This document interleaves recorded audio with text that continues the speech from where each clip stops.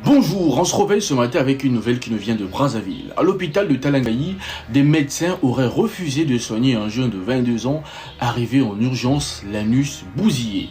Pour certains, pour ces médecins, ce refus d'assistance sonnait comme un sentiment de rejet à l'homosexualité volontaire de certains jeunes à cause de l'argent et des avantages. Âgé de 22 ans à peine, un jeune a été conduit d'urgence à l'hôpital de Talangayi dans le 6e arrondissement de Brazzaville. Les premières observations ont conclu à une perforation profonde et abusive de son anus ayant provoqué le saignement. Confronté à cette triste réalité, à cette triste vérité, le jeune garçon a avoué avoir été sodomisé par 3 adultes avec son consentement pour de l'argent.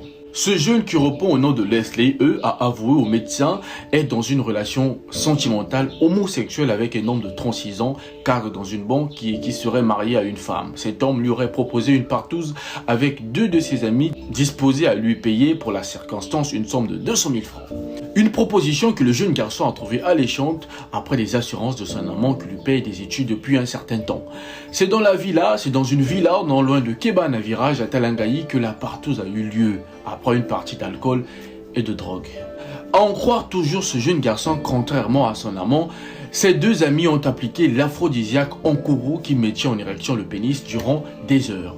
Ne pouvant plus supporter la sodomisation, il aurait fait un malaise avant d'être déposé devant le portail par son amant ayant eu honte de s'afficher. Les médecins ont catégoriquement refusé de toucher le jeune garçon sans la présence de ses parents.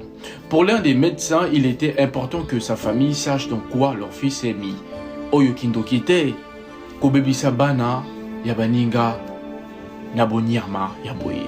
Saint-Indigné, une jeune infirmière. Sodomiser des jeunes pour de l'argent ou pour de l'emploi est devenu une pratique courante au Congo et même dans la sous-région.